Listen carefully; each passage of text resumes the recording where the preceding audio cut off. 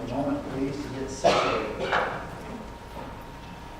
If you have your Bibles close at hand, I'm reading this morning from John's Gospel in the 6th chapter.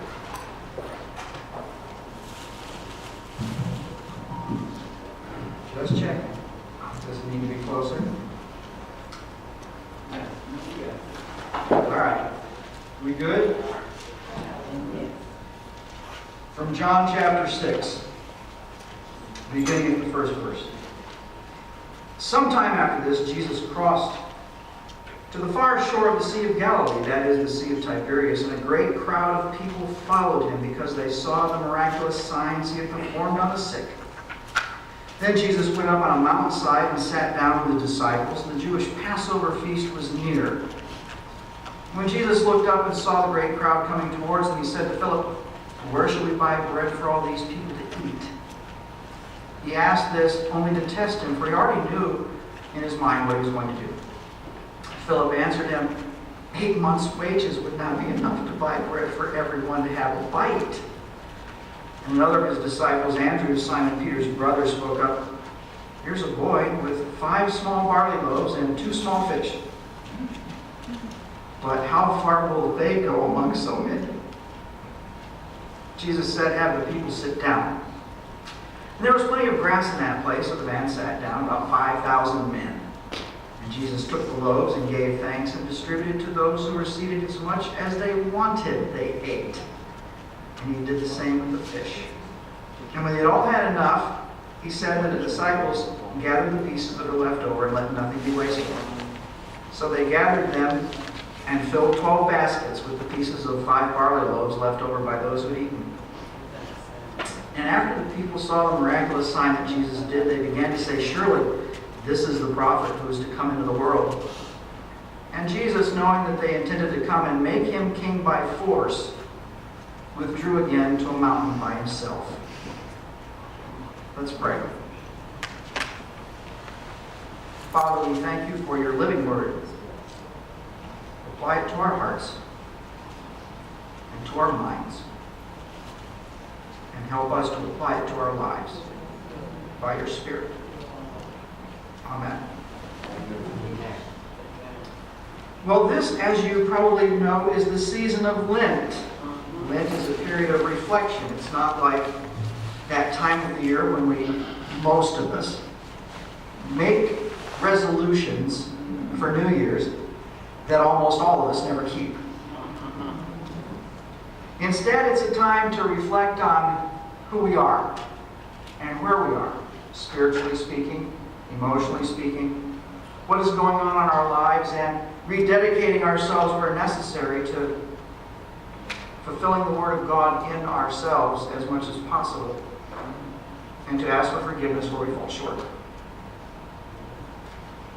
And seeing as how this is a season of reflection, a sermon just doesn't seem appropriate.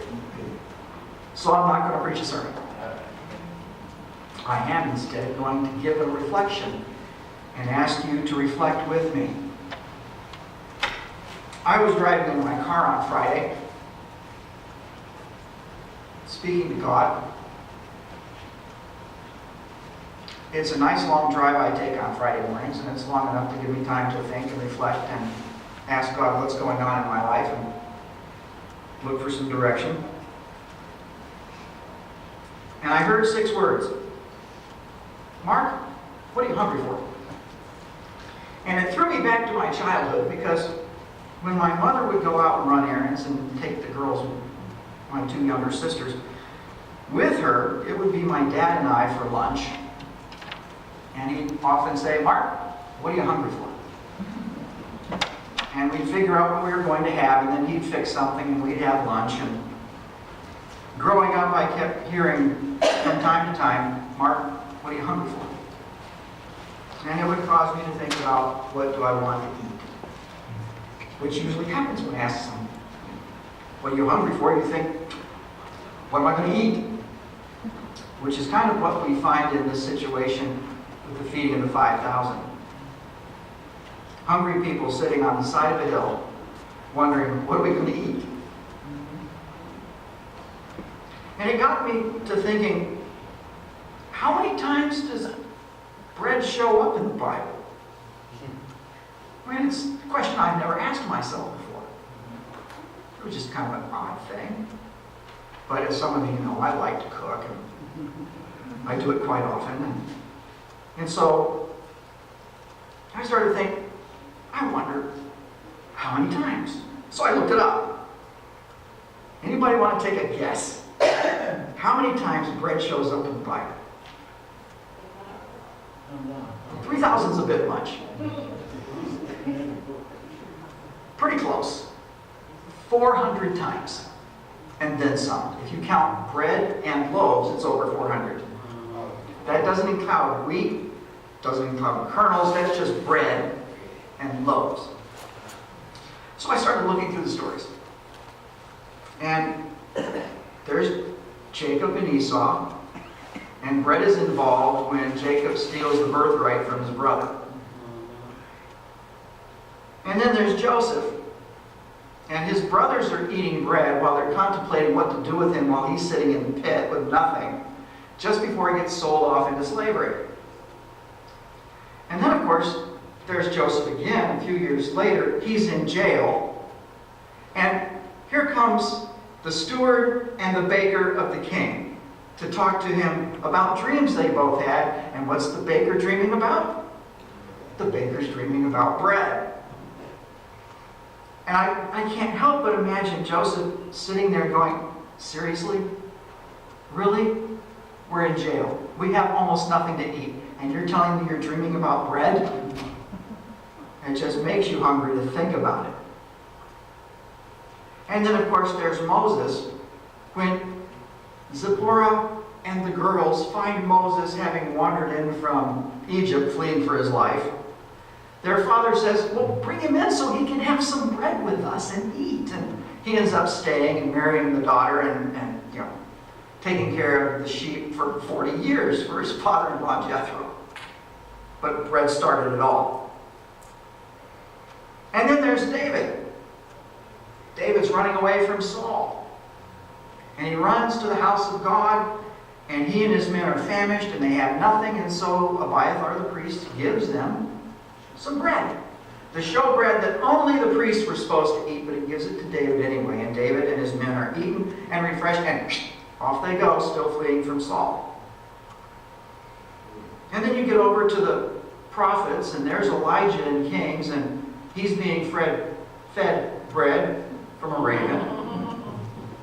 And then there's Obadiah, who hides priests in a cave, and he feeds them with bread and water to keep them out of Ahab's hands. And it just goes on and on and on. There's bread in Job, there's bread in the Psalms, there's bread in Isaiah, and there's bread in Jeremiah and Lamentations, and there's bread in the Lord's Prayer, and there's bread at the Passover, and there's bread mentioned in various parables. It's all over the place. There's even bread in the warnings Jesus gives the people about the leaven of the Pharisees. And of course, there's bread at the Passover. There's bread everywhere. And who doesn't like bread? I mean, you can even get gluten-free stuff now with different kinds of grains that aren't carrying wheat gluten. And there's so many different varieties of it. And you can get it dark and light, and you can get rye and pumpernickel and Bavarian style and French style and brioche. You can get an Italian bread. You can get it sprouted. You can get it just about any way you want it. You can have it with butter slathered all over the top, or you can dip it in olive oil with some herbs. And who doesn't like a good slice of bread? And I kept hearing these words, Mark, what are you hungry for?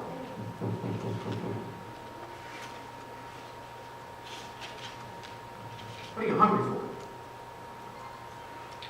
In this particular parable, the people are hungry for anything. Jesus gives them loaves and fishes because that's what's at hand. And they eat and are satisfied. And they want to make him king by force because, hey, here's a guy who can feed us. Good guy to have around. We don't have to work. We don't have to do anything. We don't have to pay attention to the chores. We can just go to Jesus, get some bread and some fish, and hey, it's fish sandwiches all the time, but it saves us having to do anything. That's what they're hungry for. But then I started thinking about some other passages where the bread shows up. And I already mentioned the warning that Jesus gives. If you go back over to Matthew's Gospel in chapter 16. Sorry, I got to switch to the ones that I can actually see with.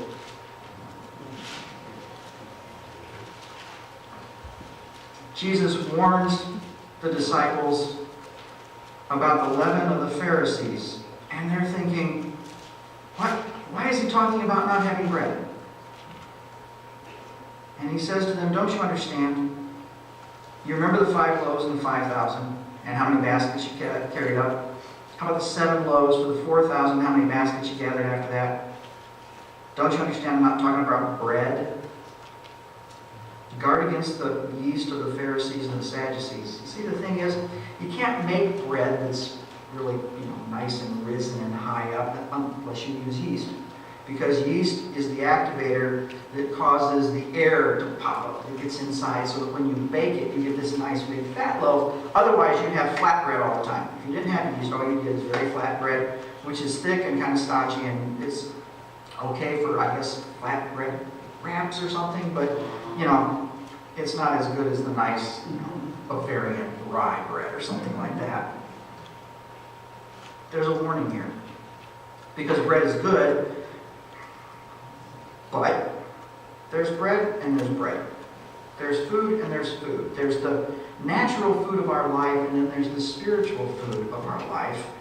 And Jesus uses the term bread for both, because over in John he says, I am the what? Bread of life. He that comes to me is not going to hunger. And along with bread, you need something to drink. And in this particular case, I'm thinking of Jesus making another statement about being the water of life. And he meets the Samaritan woman at the well over in John chapter 4. And she's talking to him, and he says, well, if you knew who this was, you'd ask for the living water, and you wouldn't have to have any more. She's like, give me the living water so I don't have to come back to the well anymore. She's thinking just like those people on the hillside about the bread. She's thinking in the natural realm of water that keeps her from having to show up and be embarrassed by everybody, because everybody knows what kind of woman she is, and that's why she avoids them and shows up at the well at noon when nobody's taking water because it's too hot by the middle of the day. Everybody went out to get their water early in the morning when it was still cool. So she wants this living water so she doesn't have to come back to the well. What are you hungry for? Jesus said over in Matthew chapter 5, blessed are those who hunger and thirst after righteousness, for they shall be satisfied. I'm going to tell you a story. There's a mentor of mine I've known for years. He's a pastor. He went to a conference in Jerusalem several years ago. Jerusalem Conference on Prophecy, as I recall the title. He gets over there, he goes over with some other pastors that he knows and has known for years, and they're all flying over together. There's a stopover in Rome. And there's enough of a layover that they can leave their stuff at the airport, and they've got several hours to kill in a very nice ancient city connected to Christianity at their feet. So they take those feet and they walk those streets. They walk up and down the Palatine Hill, and they see the ruins from the first century, and then they walk all over to the Colosseum, and they see the ruins of the Colosseum, and they actually manage to get to one of the catacombs, which was an early church location, and see the burial site of all the people that had been there in the centuries before. And they were so thrilled to be in the places where Christianity found its birth, and they just kept walking and walking and walking and walking, and finally realized, we haven't eaten. We're hungry. We ought to get some dinner. They're in Rome. What are they going to have? Italian. It's as authentic as it's going to get. Here's the slight problem. You see, not one of them spoke a word of Italian. And the menu did not have a word of English on it. And so here are these four guys, very well educated, very smart, intelligent, and totally stumped.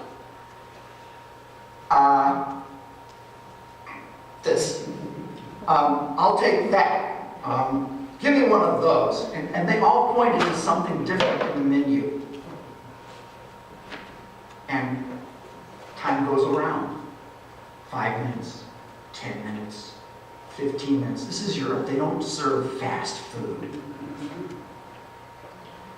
Somewhere between the 15 and 20 minute mark, by which time their mouths are just, tongues hanging out. They're just dying to eat. Out comes the waiter with 4 large, and I do mean large, bowls of spaghetti, and sets a bowl of spaghetti down in front of every one of them. And they look at each other and go, "This is not what we ordered, but we are starving." Oh well, he must not have understood what we meant. And so they tuck into the spaghetti and the rolls that have come, and they have this wonderful Italian bread and butter and olive oil and spaghetti. It was plain just spaghetti with a little tomato sauce. Not even meat sauce, it's just plain spaghetti and tomato sauce. And so they tucked in and they polished it all off. And the waiter comes out and he's making signs and gestures and you enjoyed, yes, it was good, but he's not speaking a word of English, but they're getting the gist. Yes, it was fine, thank you very much. Check now, please, kind of thing. And they take away the bowls, and they think the waiter's gone to get the check, and what he's coming out with instead of the check is their dinner. Everything they'd asked for has now come. And they are so full from the spaghetti. Bite of this, second bite, that's enough. A bite of this, a bite of that, that's enough.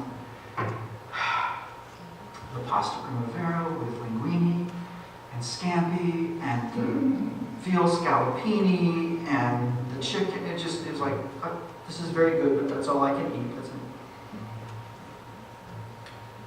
What are you hungry for, Mark?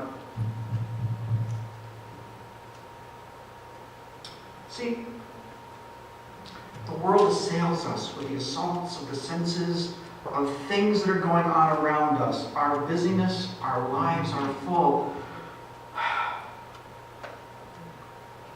of the news, of politics, of Facebook and Snapchat and Instagram, and the woes of our family and the world, and the cares and concerns we have over finances, and the car's broken down, and this has got to be done, and that's got to be done, and I've got to do this, and I've got to do that. And some of these things need to be taken care of. That doesn't mean that they're bad things. But sometimes we get so filled up on the things around us that are right in our face that we don't have time for more than a bite or two of the really good stuff. What are you hungry for? Blessed are those who hunger and thirst after righteousness, for they shall be satisfied. Are we hungry for God? That's what I want to ask myself. I'm not asking you. It's up to you to ask yourselves. I'm just giving you a reflection of me driving down the road. What are you hungry for, Mark? Not all of it is bad. But if you eat too much of the pasta and that's all you have in your meal, eventually you'll find out it may be satisfying, but there's all carbohydrates in the pasta, and it's going to make me fat, and I need to exercise more when I do that, and I'd be better off eating other things than just having a diet of nothing but pasta.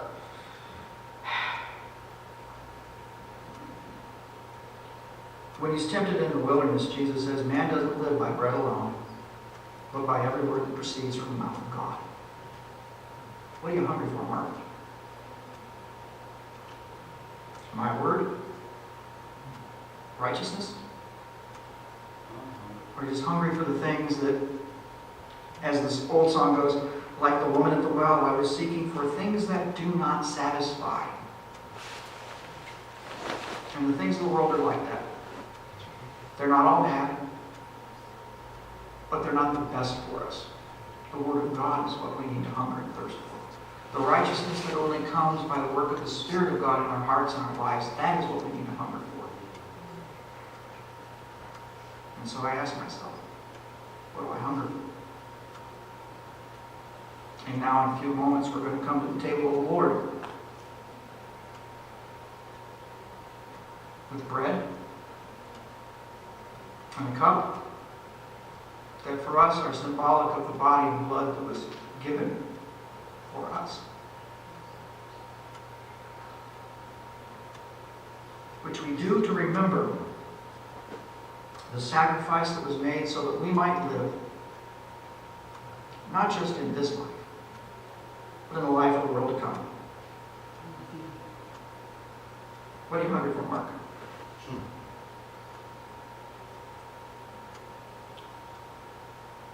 What are you hungry for? I want to be hungry for the Word.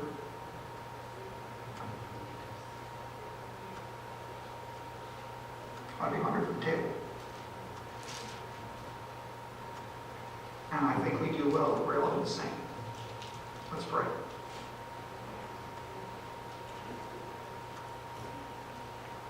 Heavenly Father, help us keep our eyes on you in the midst of the storms of life, in the good times and the bad times, in the easy times and the hard times. Let us keep our eyes focused on you. For you alone can satisfy, by your word and your spirit, the things that we truly long for and truly need. Grant us grace, O Lord, to take this bread and this cup into our hearts and minds and lives, live it out. Help us to hunger and thirst after righteousness, so that we might be satisfied with your presence. For Christ's sake.